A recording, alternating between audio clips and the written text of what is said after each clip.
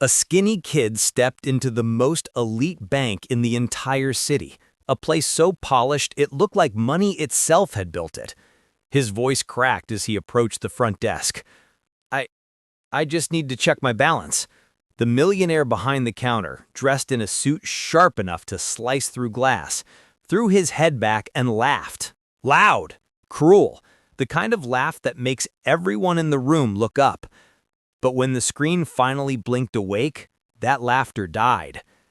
His face drained of color, and the entire bank went silent. That morning, the sun climbed slowly over the skyscrapers of downtown Orion City, turning their silver walls into mirrors. The towers belonged to hedge funds, tech giants, and private banks, worlds that existed so high above the streets that most people never even imagined entering them. 12-year-old Jaden Cole wasn't like most people. He had grown up on the wrong side of the river, in a neighborhood where the buildings slumped instead of stood, and the only things that towered were piles of overdue notices taped to apartment doors. His mom worked 2 jobs. His father, well, he didn't talk about his father. Jaden had learned early that there were 2 kinds of people here, those who lived in glass towers and those who mopped the floors under them.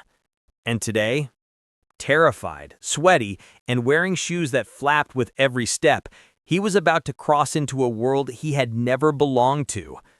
The doors of Astrian Wealth Management rotated so slowly they seemed to resist him, like the building itself already sensed he didn't fit. His patched-up backpack scraped against the glass as he pushed his way through. Inside, the temperature dropped instantly. Cold air swept over him, pushing goosebumps up his arms. Outside, the summer heat clung to everything like glue, but in here, it was the kind of cold only rich people could afford, the kind that never came from a cheap window unit, but from vents hidden behind marble walls. Jaden hesitated on the threshold. This place didn't just smell clean, it smelled rich. A mix of fresh lilies arranged in tall crystal vases, leather polished daily, and something faint but unmistakable, the scent of a world where no one ever worried about rent or electricity. He stepped forward carefully, afraid the floor might judge him for being on it. The lobby stretched out like a palace. Columns rose high enough to touch the clouds. The ceiling shimmered with gold leafing. The furniture looked untouched, like it had been placed for display, not humans. Men in tailored suits and women in crisp dresses moved through the room like they owned gravity, gliding instead of walking. Every one of them looked polished, perfect, filtered, like they'd stepped out of an advertisement for wealth. And Jaden did not. His shirt was wrinkled, his jeans were frayed, his sneakers, long past their prime, were held together with layers of duct tape and stubbornness. He kept his hands shoved deep in his pockets so the dirt under his nails wouldn't show. When the water in his apartment building had shut off 3 days ago, he'd tried washing up in a gas station restroom, but a sink can only do so much. He felt like every eye in the lobby was slicing into him. Jaden reached into his pocket, rubbing his thumb over the edge of a faded envelope.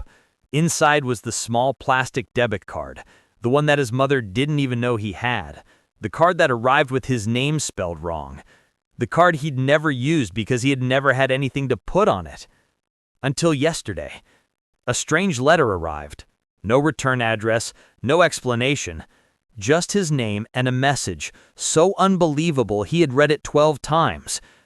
A deposit has been made to your account. Please visit any Astrian Wealth branch for balance confirmation. Jaden didn't trust it. It felt like a mistake, or a prank, or a dream he hadn't woken up yet. But he had to know. He needed to know. For his mom. For himself. For the first time in his life, there was a chance, even a tiny chance, that things could change.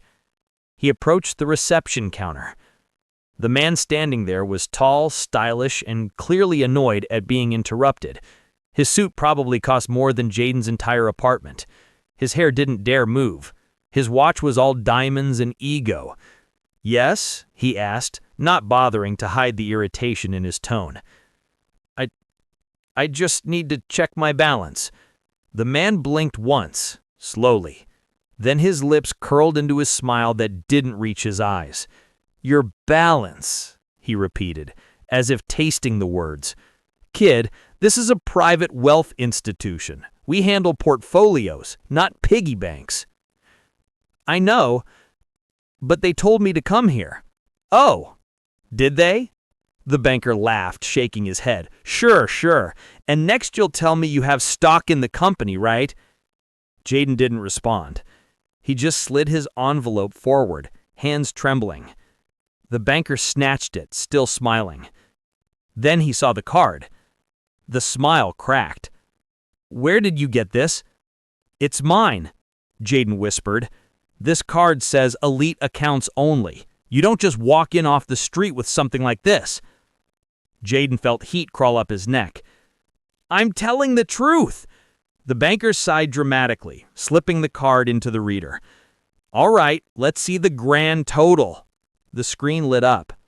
Numbers filled the monitor. The banker stopped breathing. His eyes bulged. And for the first time in the kid's life, a rich man looked at him with something other than annoyance or pity. He looked at him with fear.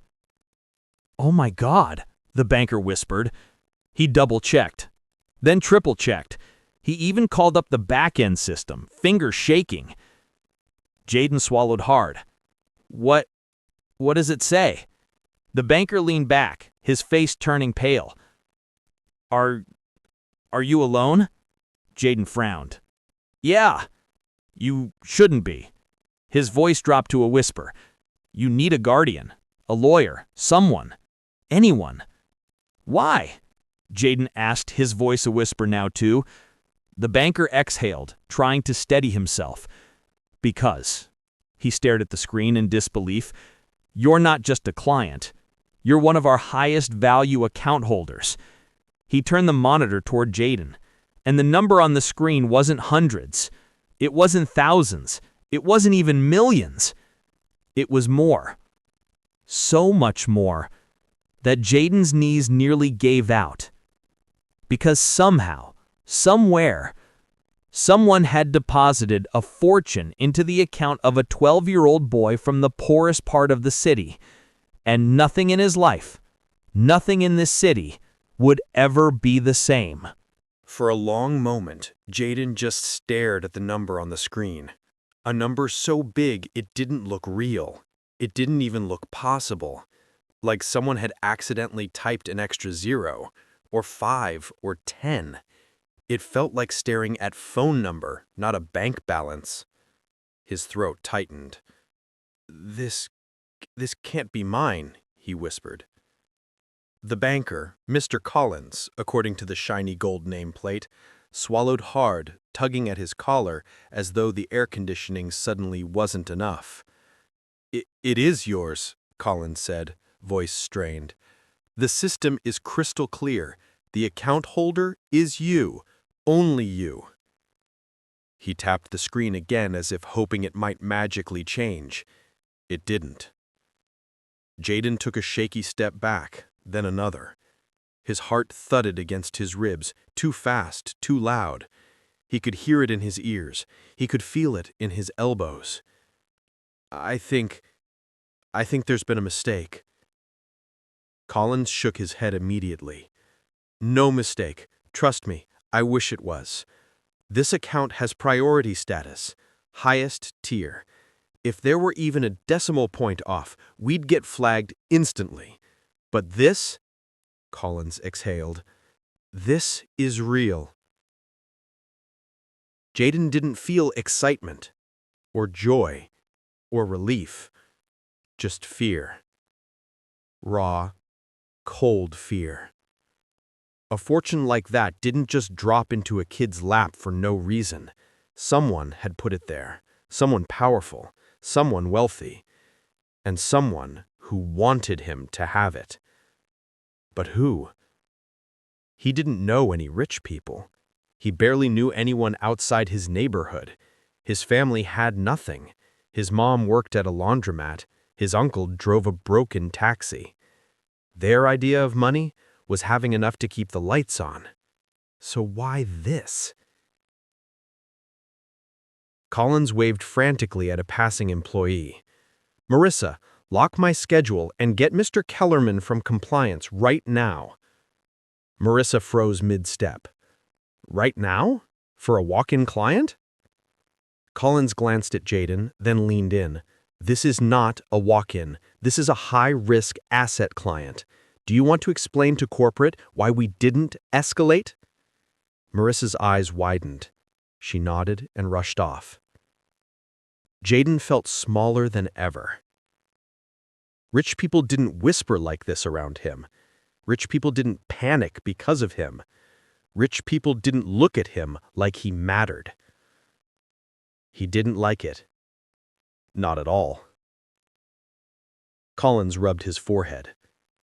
"Listen, Jaden, right?" Jaden nodded slowly. "I don't know how this happened, but you must understand, people don't just accidentally fall into this kind of money. This amount comes with attention." Jaden stiffened. Attention. The only thing he never wanted. "What kind of attention?" Collins hesitated. "The dangerous kind." Before Jaden could ask what that meant, the glass doors at the far end of the lobby opened. A tall man in a charcoal suit strode inside, flanked by two security guards in Navy uniforms. He walked with a kind of authority that made people step out of his way automatically. His silver hair gleamed. His shoes didn't dare scuff. His jaw was locked tight. "Mr. Kellerman," Collins breathed. "Thank God." Kellerman didn't respond. He walked straight towards them, eyes fixed on Jaden like a hawk sighting prey. "Where is he?" "Here," Collins said, stepping aside. "This is the account holder." Kellerman studied Jaden for a long, uncomfortable moment. His gaze traveled over the ripped jeans, the duct-taped shoes, the smudged face. He blinked once, as if recalibrating what he expected a $1 million account holder to look like. Then he extended a hand. "Mr. Cole, I'm head of compliance. I need a moment of your time." Jaden didn't shake his hand. No one had ever called him Mr. Cole before. It didn't feel right. It didn't feel real. It felt like a costume he wasn't big enough to wear. But he nodded. Kellerman gestured for him to walk towards a row of private offices. Jaden glanced back at Collins. Do I have to?" Collins didn't answer, but his eyes said everything. "Go." Jaden followed Kellerman through a hallway lined with glass offices where bankers typed furiously on keyboards. Each workstation looked more expensive than his entire apartment. They reached a conference room with frosted glass walls and a table long enough to seat a wedding party. Kellerman motioned for him to sit. Jaden didn't. His legs felt too unsteady. Kellerman finally exhaled, as if bracing himself. "The amount in your account," began, folding his hands, "is not only significant, it is suspicious." Jaden's heart raced faster. Suspicious meant trouble. Suspicious meant questions. Suspicious meant danger. "I didn't put anything there, I swear. I don't know where any of that came from." Kellerman nodded slowly. "I believe you." Those 3 words made Jaden freeze. You do?" "Yes." Kellerman tapped the file in front of him. "Your financial background makes it statistically impossible for you to have deposited that amount yourself, which means someone else did." "Who?" Jaden whispered. "That," Kellerman said, "is the question." He opened the file. Inside was a stack of documents, far thicker than anything Jaden had ever seen with his name on it. "The deposit," continued Kellerman, was initiated from an offshore account. The origin is protected behind multiple layers of confidentiality. Jaden frowned. So you don't know who sent it? Kellerman's jaw tightened. We may not know the sender's identity, but we do know something else. What? Kellerman slid a page across the table. Jaden stared at it. It showed a signature. A signature he had seen before. His mother's. His stomach dropped. What is this? He breathed.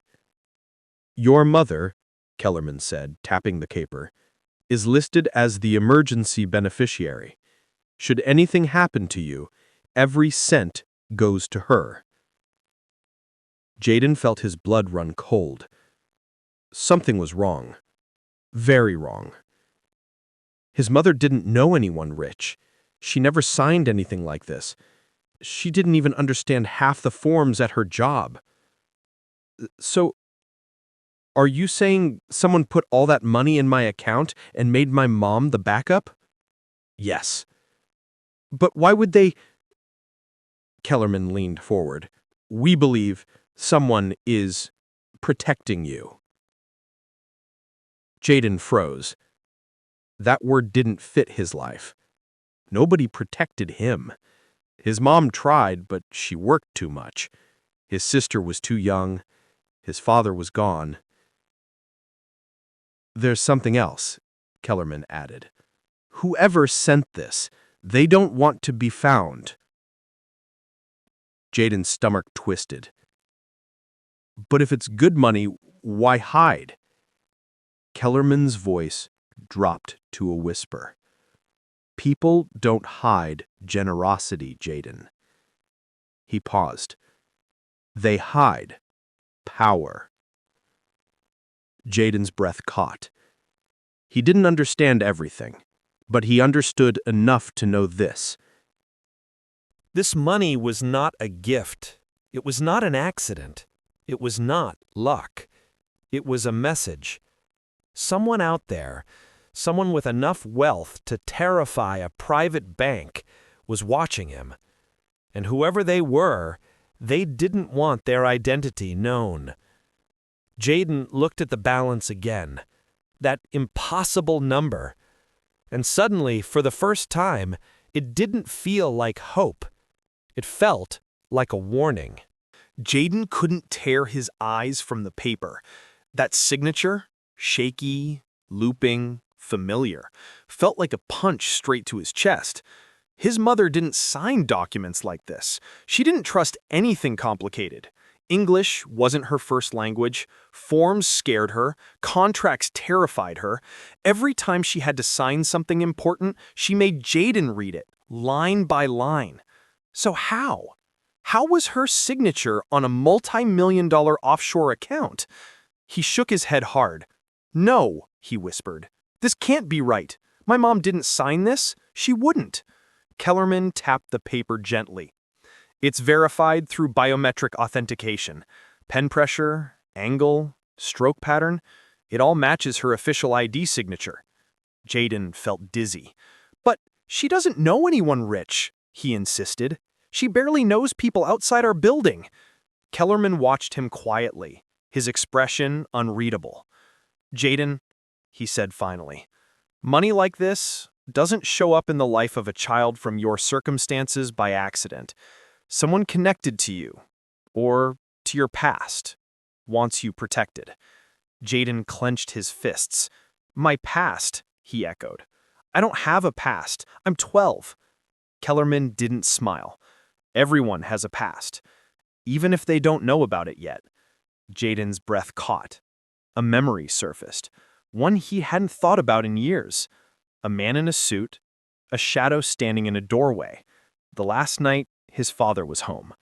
Jaden swallowed hard. You think this has to do with my dad? Kellerman didn't confirm, didn't deny. He simply closed the file. That is one possibility. Jaden tried to picture his father, but his face had blurred over the years. A tired man, a distant man, A man who left without saying goodbye. Not someone with secret accounts or offshore wealth. My dad was broke. He didn't even leave us a note. Kellerman's eyes softened for a brief, fleeting second. People who disappear often had something to disappear from. Jaden flinched. He didn't want riddles. He didn't want theories. He wanted answers. Real ones. But why now? Why send money now? Kellerman considered the question. We traced the deposit timeline. The money began moving into your account 3 months ago.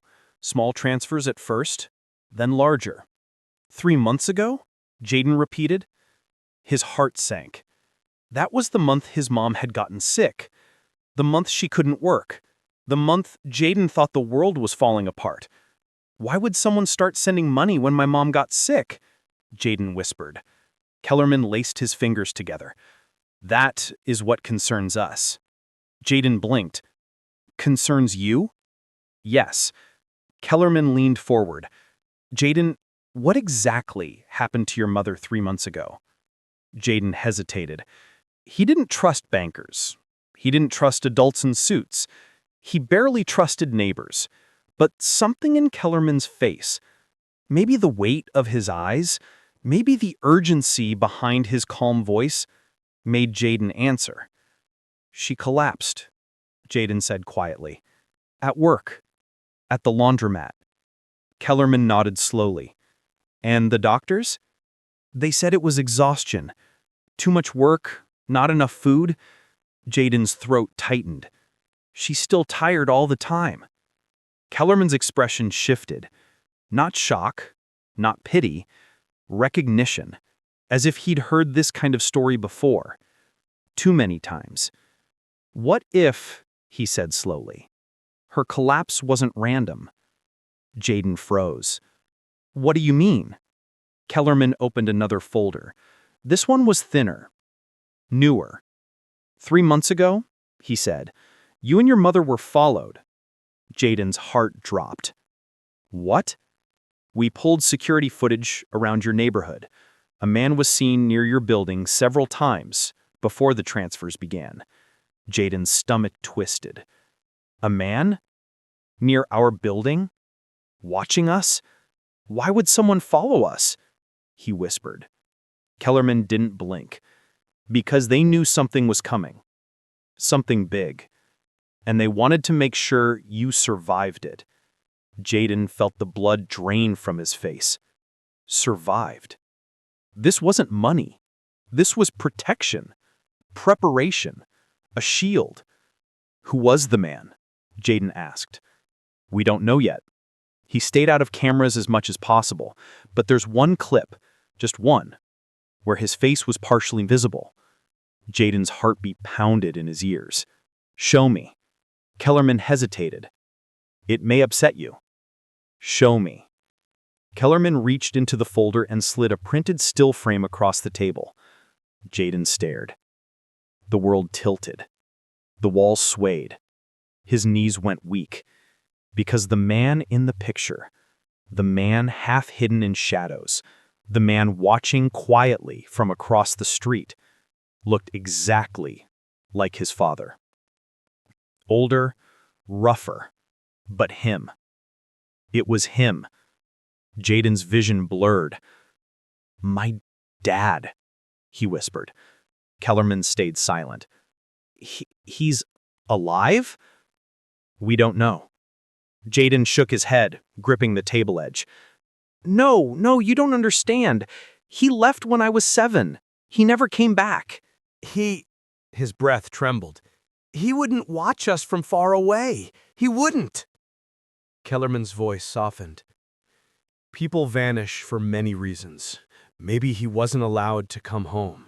Maybe he thought watching from afar was safer. Jaden squeezed his eyes shut. Safer. That word, again. Was everything in his life about danger he didn't even know existed? I want to see him, Jaden whispered. If he's alive, I want to find him. Kellerman leaned back. That is exactly why this situation has become sensitive.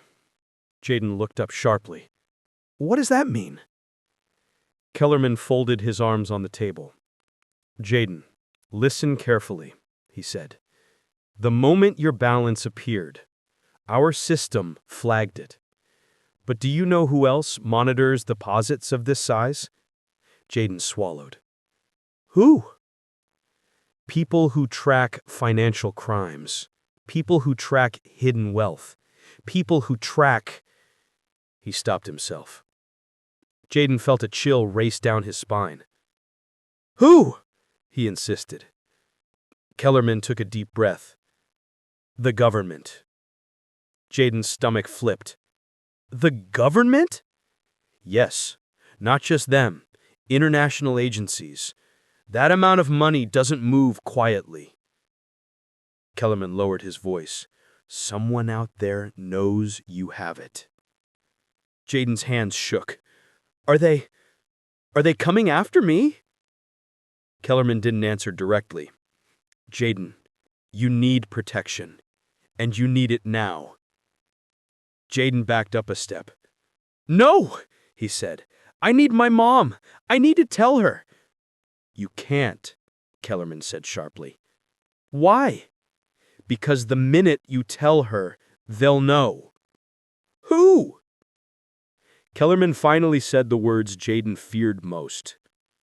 Whoever is responsible for that money. Jaden felt the floor drop beneath him. His father. Or the people chasing his father. Or the people his father ran from. Someone was pulling strings in the shadows. Someone with enough power to move millions. Someone watching a 12-year-old boy from behind cameras and offshore banks. Jaden looked down at his duct-tape shoes, his dirty hands, his trembling fingers. A child who had nothing yesterday now held a secret worth killing for. And for the first time today, he wasn't afraid of the money. He was afraid of why it was given to him. Jaden didn't remember leaving the bank. One moment, he was staring at the grainy picture of the man who looked like his father, and the next, he was outside on the street, the cold air biting at his cheeks, Kellerman's warning still echoing inside his skull like a siren. He walked fast, too fast, almost running. He needed to get home. He needed to see his mom. He needed something real, something normal, before his mind spun off into panic. Every time a car slowed beside him, he tensed. Every shadow made him flinch. Every footstep behind him felt like it belonged to someone watching. Paranoia was a new feeling for him, and he already hated it. When he reached his apartment building, he took the back entrance instead of the front. The alley smelled like trash and rotting food and spilled cooking oil, but there were fewer people, fewer eyes. He kept telling himself he was overreacting. He was 12. He was nobody. Who would be interested in him? But that picture, that man, that money, none of it made sense. He climbed the stairs 2 at a time and burst into the apartment, locking the door behind him. His mother was sitting at the small kitchen table, folding laundry. When she saw him, she frowned. "Why are you home late? I was worried." Jaden's throat tightened. He wanted to tell her everything. He wanted to run to her, throw his arms around her and beg her to tell him none of this was real. But Kellerman's words slammed into him. You can't tell her. The minute you do, they'll know. Jaden forced a shaky smile. Sorry, I just had a long day. She studied him. She always knew when he was lying. He braced for it. But after a moment, she nodded. Eat, she said softly. There's leftover rice. He pretended to eat. She pretended not to see him shaking. When she went to shower, Jaden slipped into her room. He didn't know what he was looking for. A clue, a letter, anything. But he had to try. He opened her drawers. Her old purse, the tin box where she kept her important papers. Bills, receipts, medical forms, a pay stub. Everything was painfully normal. Until he reached the bottom of the box. There, beneath a stack of expired coupons, was an envelope. Yellowed, creased, torn at the edges as if someone had opened and closed it 100 times. His father's handwriting. He recognized it instantly. His whole body went still. He slid the letter out. Only one sentence was written inside. If anything happens, don't tell the boy. Jaden stared. His heart hammered. His hand shook. This wasn't a goodbye letter. This wasn't an apology. This was a warning. He shoved the letter back, closed the drawer, and backed away as if the words might explode. He stumbled into the hallway just as his mother stepped out of the bathroom, hair wrapped in a towel. "Jaden?" she asked. "What's wrong?" He didn't answer. He couldn't. She stepped closer. "Honey?" And something snapped inside him. "Why? Why didn't you tell me anything?" His mother froze. "Tell you what?" "About Dad," Jaden yelled. "About the letter? About the money?" Her face drained of color. He knew then. He knew she knew something. Maybe not everything, but something. "What money?" she asked softly. Her voice wasn't angry. It wasn't defensive. It was scared. Jaden felt hot tears sting his eyes. "Mom, please," he whispered. "Please don't lie." She sank onto the couch, trembling. "I didn't want you to be part of this. Any of it." "Part of what?" Jaden pleaded. She covered her mouth with both hands. And then she said the one sentence that changed everything. "Your father didn't leave us." Jaden blinked. "What?" She shook her head slowly. "He didn't leave. He was taken." "Taken by who?" She closed her eyes. "I don't know their name. I don't know their faces. I just know your father got mixed with people he shouldn't have." Her voice cracked. "He thought he could help them, but he was wrong." Jaden felt the room tilt. "What kind of people?" Her silence was the answer. Dangerous ones. Powerful ones. The kind that didn't let a man walk away alive. Jaden sank down across from her. "Mom, what did Dad do?" She wiped her eyes. "He found something," she whispered. "Something he wasn't supposed to. Something big. And when he realized what it was, when he realized who it belonged to, it was too late." Jaden's blood ran cold. "What was it?" She took a shaking breath. "Money," she said. "Lots of it. Hidden. Illegal. He found proof. Evidence. He thought he could turn it in and protect us. He thought they wouldn't dare come after a family." Jaden felt sick. "But they did?" She nodded. "They warned him. They threatened him. He disappeared the next night, and a week later I got that letter." The room spun around him. His father didn't leave. He ran. Not away from them, but out of danger. Trying to protect them. Trying to hide them. Trying to make sure Jaden grew up as a nobody, invisible, untouched. The opposite had happened. Jaden choked on a breath. "So the money in my account?" "Jaden," she whispered, eyes wide with terror. "What money?" He realized she truly didn't know. Not yet. Not until he told her. But then Kellerman's voice echoed again in his mind. "The minute you tell her, they'll know." Jaden's chest tightened. He put his hands on her shoulders. "Mom," he said shakily, "if Dad tried to protect us, then we need to protect ourselves now. Something is happening. Something big. And I think—" A loud knock slammed against the front door. Both of them jumped. Bang! Bang! Bang!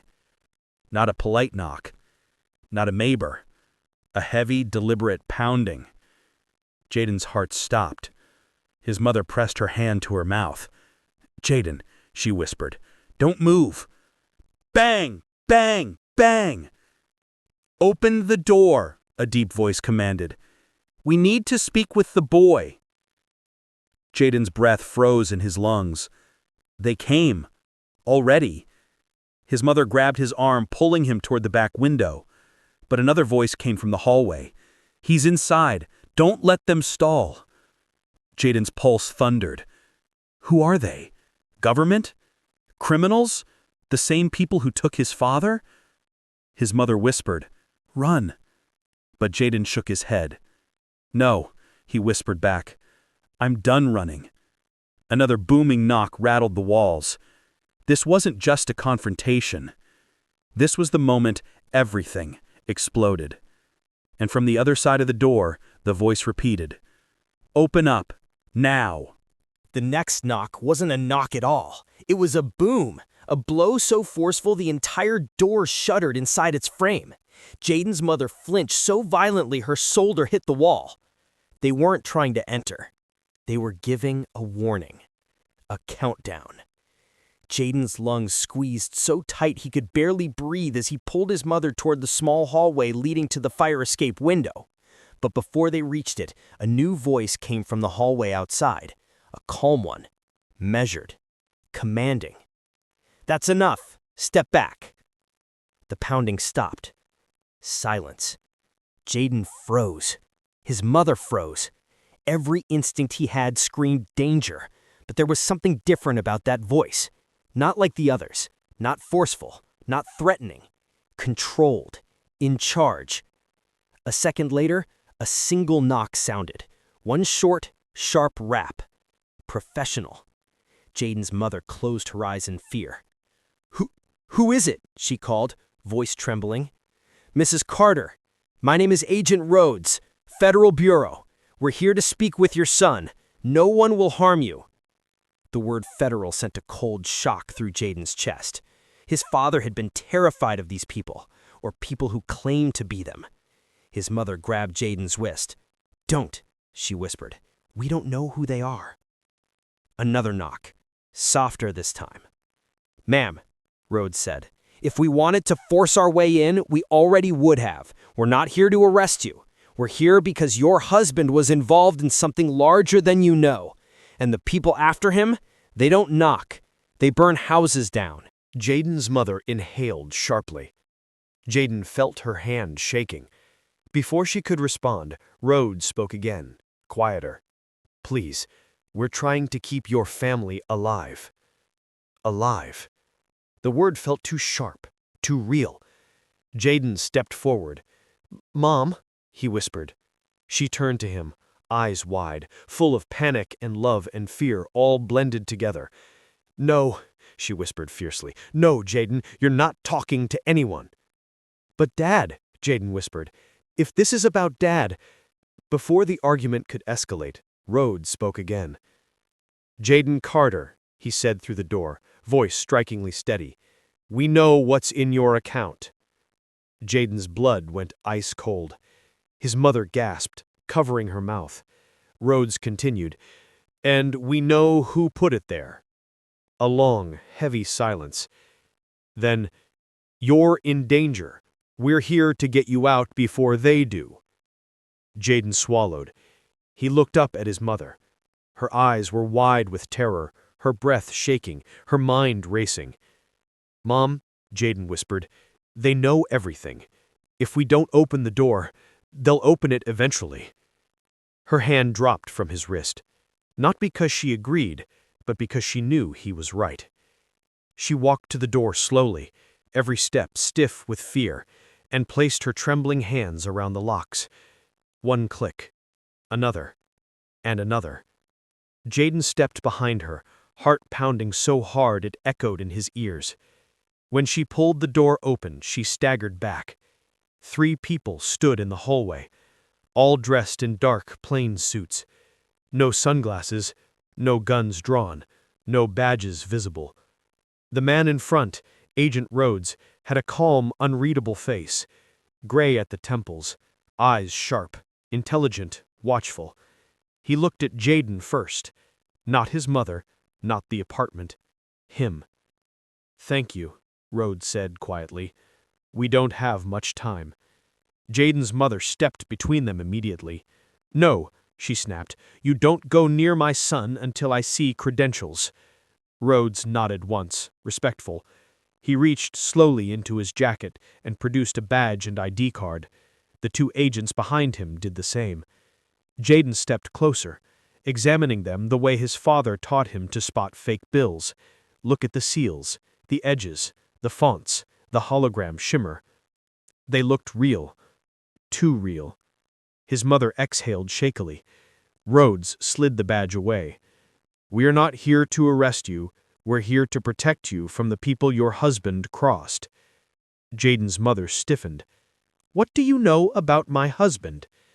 Rhodes sighed, not impatiently but heavily, as if he had been preparing for this moment for years. "Your husband," Rhodes said, "was a whistleblower." Jaden's breath caught. His mother swayed, grabbing the doorframe. Rhodes continued. "He was working maintenance inside one of the largest private investment firms on Wall Street, a place that launders billions through shell companies, offshore accounts, and blacklisted corporations." The agent behind Rhodes stepped forward. "And your husband found proof, more than he was supposed to see." Hope flickered inside Jaden's chest. "So, he wasn't a criminal?" "No," Rhodes said firmly. "He was a good man, too good to look away." Jaden's mother's voice cracked. "Then why did he disappear? Why didn't he come home?"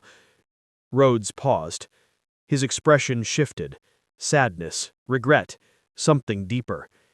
"He did come home." Jaden's heart dropped. "What?" Rhodes lowered his voice.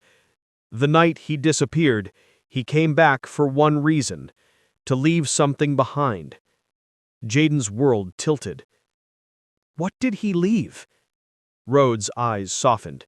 Just a fraction. "A bank card." Jaden felt his stomach twist. "He put it in my account?" he whispered. Rhodes nodded. "Yes, he transferred everything he gathered, everything he stole from the organization, into an offshore holding account. Then he arranged it to reach you when you turned 12. Jaden staggered back. His father didn't abandon him. He didn't forget him. He didn't stop loving him. He chose him. He protected him. And he paid for it. Jaden wiped at his eyes quickly. "Where is he now?" Rhodes didn't answer right away. The silence stretched. Finally, he spoke. "We don't know where his body is." Jaden's mother let out a choked cry, collapsing into the nearest chair. Rhodes' voice dropped. "But we do know who took him." Jaden felt fire surge through his chest. "Who?" Rhodes turned slightly, eyes narrowing. "The same man who owns the company your father exposed." Jaden's heart pounded. The same man from the bank lobby. The same man whose photo had flashed on the screen. The same man who smiled like a king. Leonard Blackwell. Rhodes continued, voice cold. "He's the one hunting you now." Jaden's hands clenched, his throat burned, his vision blurred with anger. Before he could speak, Rhodes leaned closer. "You have two choices," he said quietly. "One, stay here, and within 48 hours, Blackwell's people will reach you. They won't talk, they won't negotiate, they'll erase you." Jaden's mother sobbed behind him. "Or two," Rhodes' eyes hardened, "two, you come with us, and we use what your father left you to bring Blackwell down." Jaden swallowed. This was more than money, more than secrets, more than survival. This was a war his father started, and Jaden was holding the only weapon left. His mother reached for him with trembling hands. "Jaden, no, please, you're just a boy." He turned to her, voice steady. "No, Mom, I'm the boy Dad trusted." Rhodes nodded once. Are you ready? Jaden took a breath. A long one. A deep one. The kind you take before stepping into a world you can never come back from. And then he whispered, I'm ready. The fallout had begun, and nothing, not secrets, not money, not fear, would stop what came next.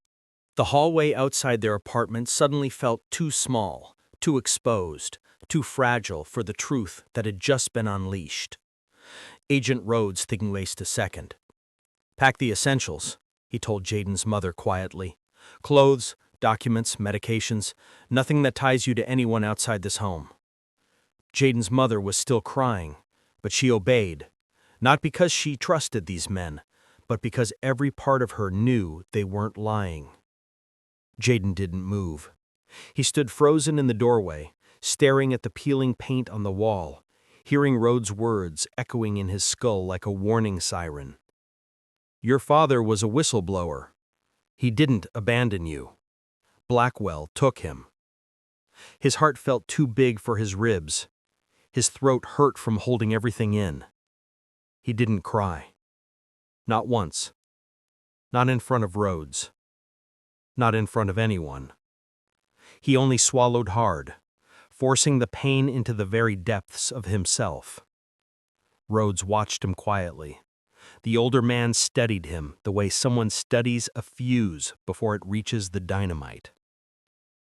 You okay? He finally asked. Jaden nodded once. A lie. Rhodes didn't push. He simply placed a hand on Jaden's shoulder, steady, grounding, unexpectedly gentle. Good, he murmured, because things are about to move very fast. And they did. His mother rushed out of the bedroom with a small backpack, tears streaking her face. I can't find his birth certificate. Doesn't matter. We're getting you out under different identities. The second agent, Peters, stepped inside the apartment, checking windows, corners, hallways.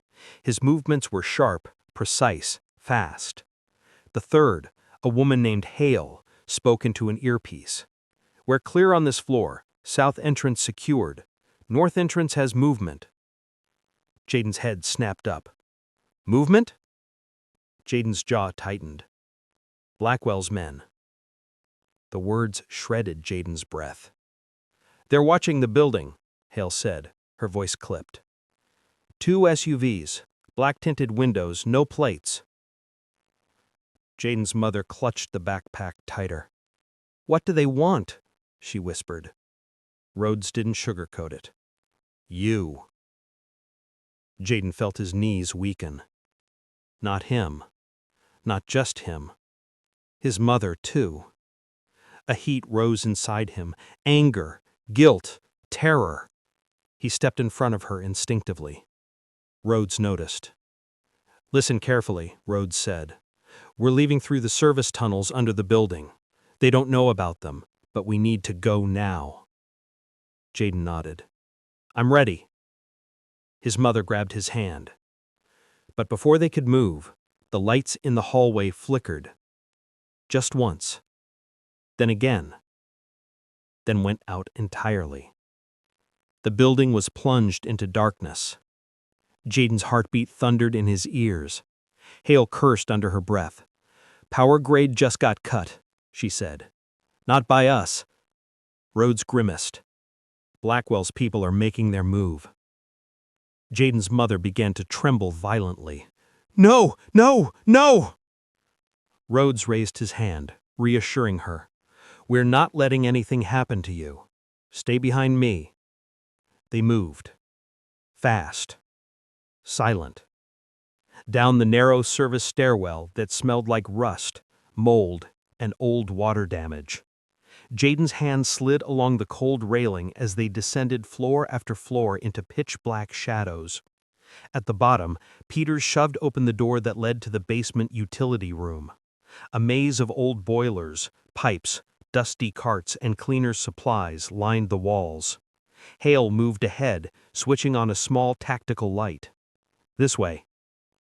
They approached what looked like a wall of metal storage cabinets. Rhodes stepped forward, pressed 3 hidden spots on the surface, and the panel clicked, swinging inward to reveal a narrow tunnel descending under the building.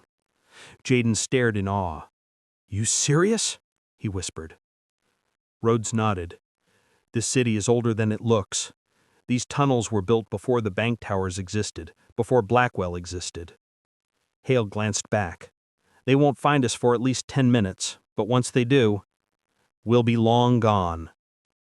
Rhodes finished. They filed inside. Jaden went last, squeezing his mother's hand as tightly as he could. But as soon as they stepped into the tunnel, the first sound reached them. A faint metallic click from far behind them. Peters froze. Rhodes' head whipped around. Jaden didn't understand at first, not until another sound followed. Boots. Heavy ones. Lots of them. Marching down the stairwell. Jaden's stomach dropped. "They know," Jaden whispered. "No," Rhodes said, jaw tense. "They're guessing." Hale pointed down the tunnel. "We move, now!" They did. The tunnel was narrow, barely wide enough for 2 people.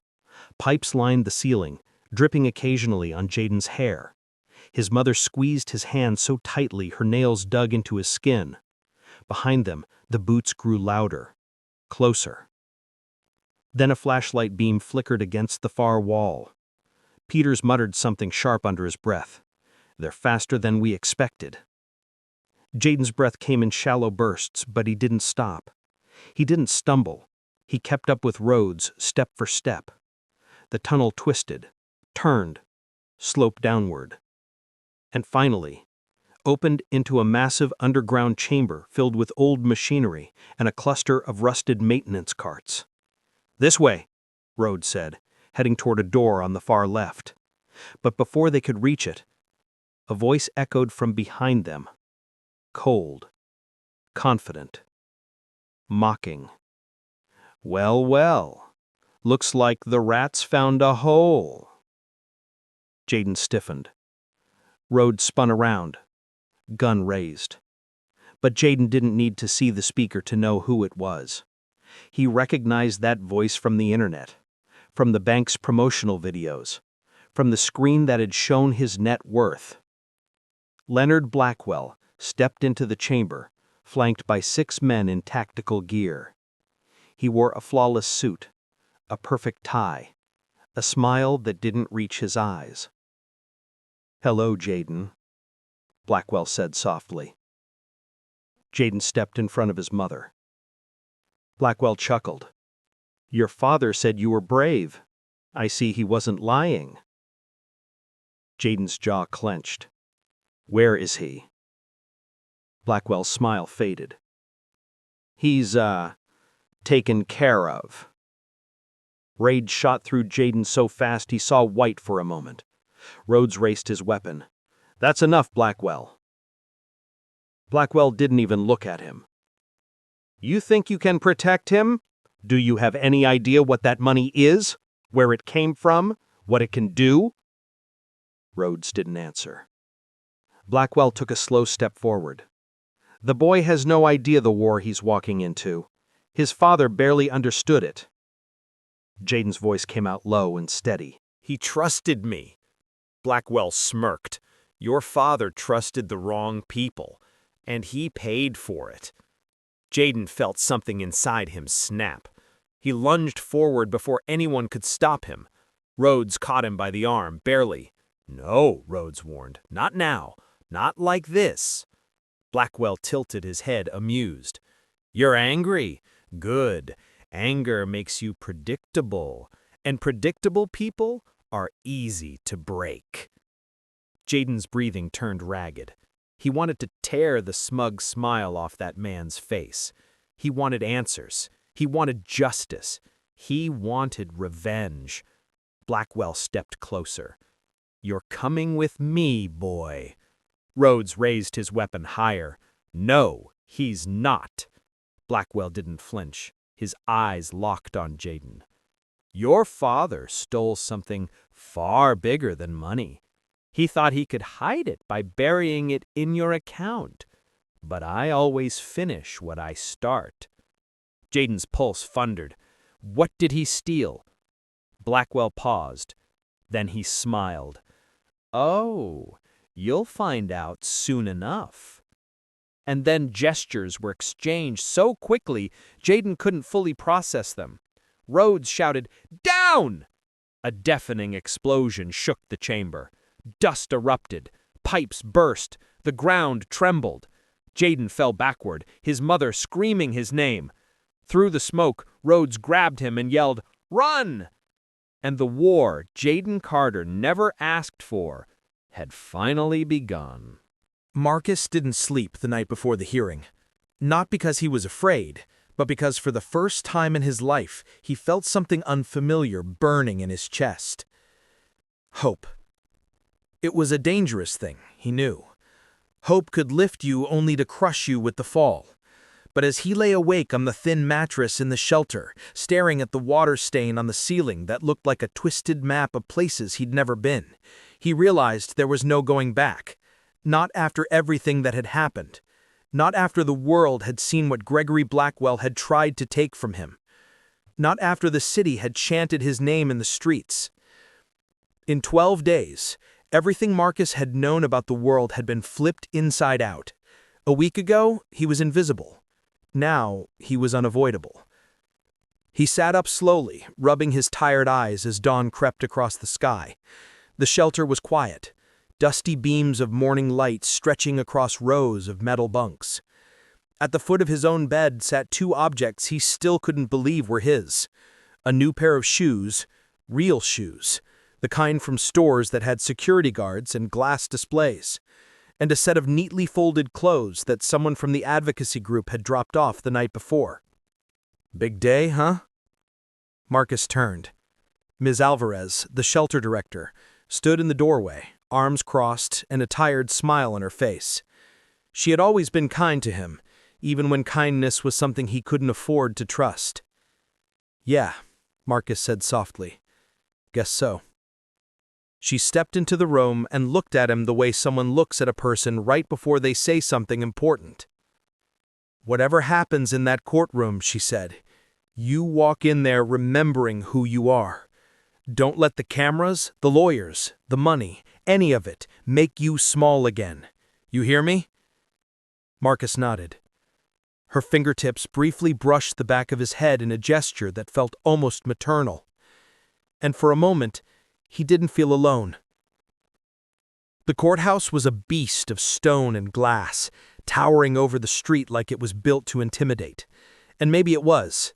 Paparazzi, reporters, and bystanders pressed against the barricades, shouting Marcus's name, shouting Blackwell's name, shouting anything they thought might get them quoted on the evening news.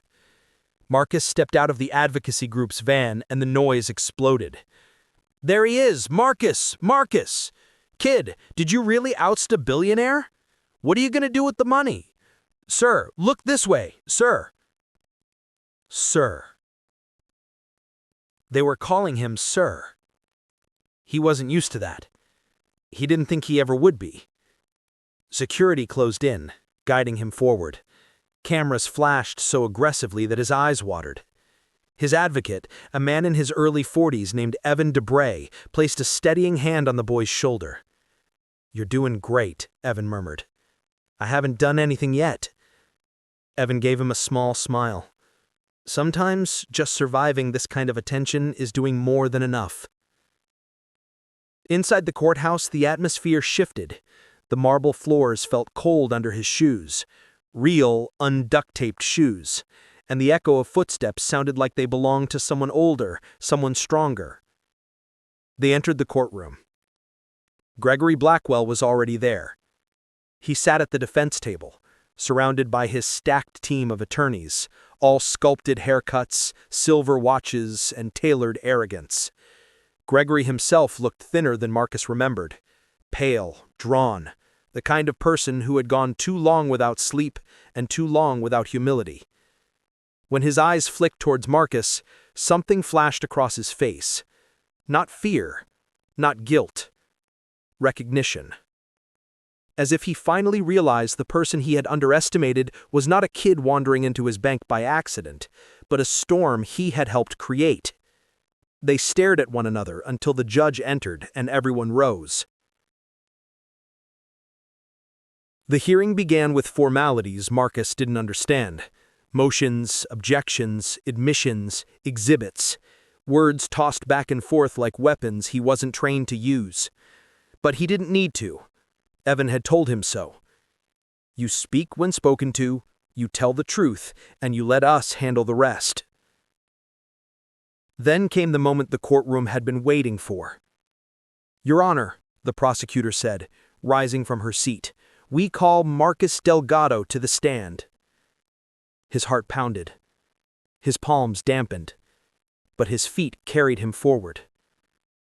He faced the courtroom, faced Gregory, and for the first time, he didn't feel small. He felt steady. He was sworn in. Then the questions began.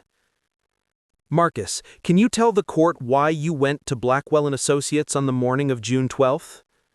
I wanted to check my balance. The card had my name on it. I was trying to see if it was real. And why did you think it might be real? Because I reached into his pocket briefly before remembering he wasn't supposed to bring the envelope onto the stand. Because it came in the mail, my name, an account number, a card. I didn't understand why. I just wanted to know. And what happened when you spoke to Mr. Blackwell? Marcus took a breath. The courtroom was silent. Even the cameras seemed to pause. He laughed at me. He made fun of my clothes, my smell, said kids like me didn't belong in places like that. He talked to me like I was trash on his shoe. Gregory shifted in his seat. And then? Marcus hesitated. His throat tightened. Then he tried to shut down the machine, but it showed my balance before he could. And what did you see? $24 million. A collective gasp rippled across the room. And what did Mr. Blackwell do next? He got angry. Really angry. He said it had to be a mistake, that people like me don't get accounts like that. He took the card from me. He said he was confiscating it. He wouldn't let me leave. Did you feel threatened? Marcus swallowed. Yes. And why did you run? Because, Marcus said, voice shaking, I didn't think anyone would believe a kid over a millionaire. Halfway across the courtroom, Gregory's attorney rose, smoothing the front of his suit. Objection, Your Honor, speculation. Sustained, the judge said. The witness's last statement will be stricken. But it didn't matter. Everyone had heard him. Because they knew it was true. Then the defense had their turn. Gregory's attorney approached the stand like a lion approaching prey. Marcus, you've had a difficult life, isn't that fair to say? I guess so. And you've had to hustle at times to survive, collect cans, odds and ends, things you found around the city, yes? I wasn't stealing. I didn't claim you were, the man said smoothly. But mistakes happen, don't they? Sometimes people pick up things they don't fully understand. Marcus's jaw tightened. He knew what the lawyer was doing. Are you implying I stole the card? I'm simply suggesting, the lawyer said, turning to the jury, that a boy in your circumstances may not always know where certain items come from. The courtroom murmured. Marcus stared at him, anger rising in his chest, not just at the question, but at the way he said boy, as if Marcus were something less than human. I know where it came from, and I know who put the money there. And who would that be? Marcus looked directly at Gregory Blackwell. My father. Gasps shook the room. Gregory's face went white. The lawyer blinked. I'm sorry, are you claiming Mr. Blackwell is your father? No, not him. Someone else. Someone he knew. someone he was trying to erase. The room went silent as the meaning sank in. And for the first time since the hearing began, Gregory looked afraid, truly afraid. Because Marcus wasn't just telling the court what happened, he was telling them what was coming next. And the world had already learned. When Marcus spoke, people listened. The courtroom emptied slowly, as if the very walls needed time to process what had been said. Reporters scrambled toward the doors, firing off texts and voice messages to their editors, racing to be the first to break the story. Lawyers packed up their files with shaking hands. Even the judge looked like she needed a moment to breathe. The only two people who didn't move were Marcus and Gregory Blackwell. Marcus remained on the witness stand, his legs trembling beneath him, though he refused to let it show.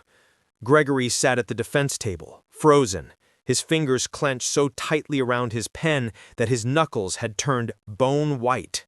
His expensive suit, his polished shoes, his curated air of invincibility, none of it could protect him anymore.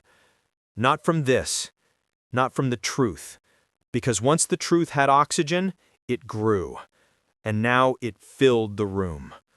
The judge finally cleared her throat. "Mr. Blackwell," she said, her tone clipped, "given these new assertions, we will recess for 1 hour. In that time, counsel for both sides will meet with me privately. Mr. Debray, please escort your client out the side entrance for his protection. Court will reconvene at 2. The gavel struck, and just like that, the reckoning began. A side door opened, leading Marcus into a quiet hallway where the fluorescent lights flickered like dying fireflies. The sounds of the crowd outside grew distant the farther they walked, until it felt as if the building itself was holding its breath around him.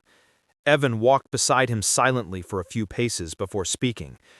"Evan," he said gently, "what you revealed, that wasn't something you told us before. Are you sure you want to continue down this road?" Marcus nodded slowly. His throat was tight, but not from fear.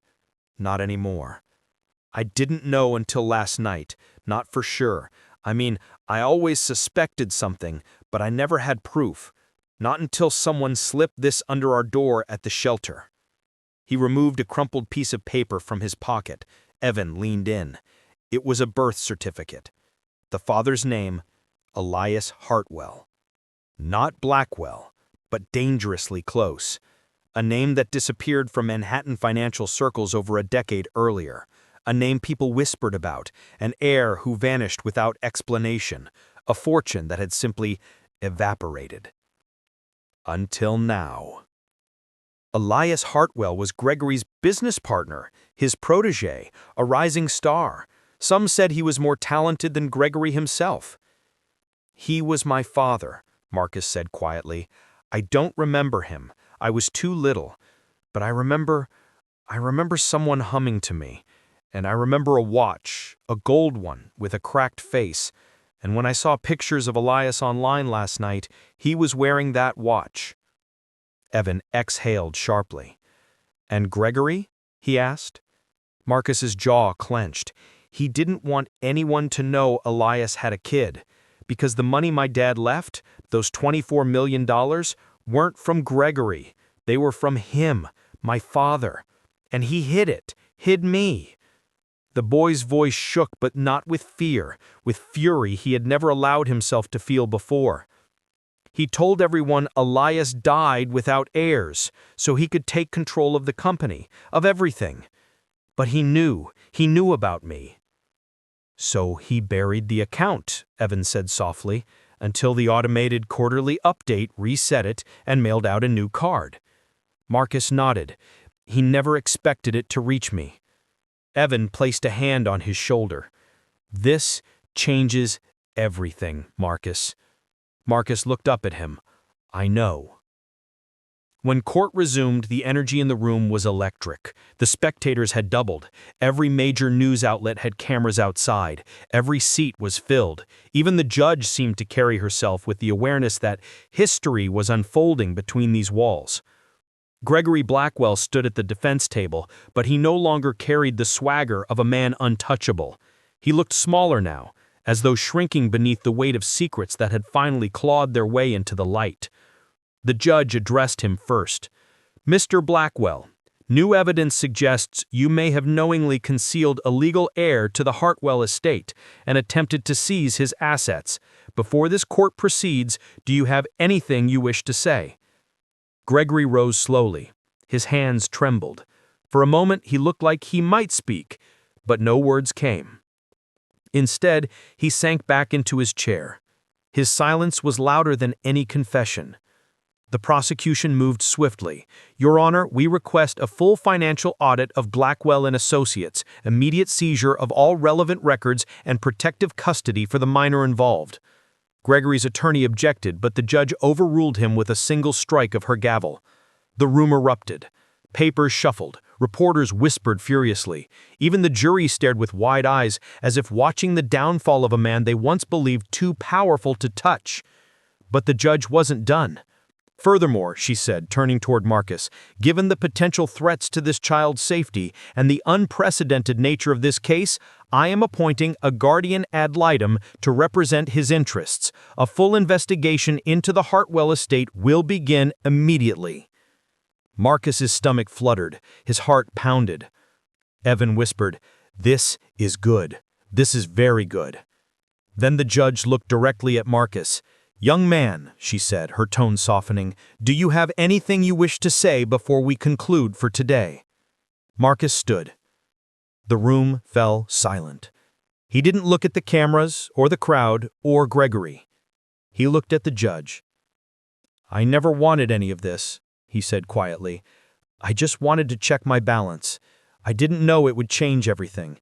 I didn't know people would get hurt, or that anyone would care."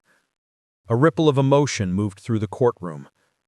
"But I know now that my father tried to leave something for me, and someone tried to take it, and I'm not going to let that happen again." He paused. "And I'm not going back to being invisible." When he sat down, he felt lighter, stronger, as if speaking the truth had emptied a burden he'd been carrying without even knowing it. The judge nodded. "Court is adjourned." The gavel struck one final time. Outside the courthouse, the sky was streaked with orange and purple, a city sunset painted like a promise. Reporters swarmed the steps, shouting questions, but security ushered Marcus toward a waiting car. The chaos around him seemed to fade as he slid into the back seat. Evan sat beside him. Miss Alvarez sat in the front, turned around, smiling proudly. "You did good," she said. Marcus looked down at his hands. They weren't shaking anymore. "What happens now?" he asked. Evan answered. "Now, we rebuild your father's name. We uncover every lie Gregory buried. We protect your inheritance, and then we let you decide what kind of life you want to build with it." Marcus stared out the window as Manhattan rushed by, its skyscrapers glowing like lanterns in the dusk. And without thinking, he whispered, I think I want to help people like me." Evan smiled. "Then that's exactly what you'll do." For the first time in his life, Marcus believed it. As the car turned onto the bridge, the city stretched before him, not as a place that kept him out, but as a world finally opening its doors. His life had changed the moment he stepped into that bank, but this was the beginning of everything that came next. The reckoning was over. The future was his.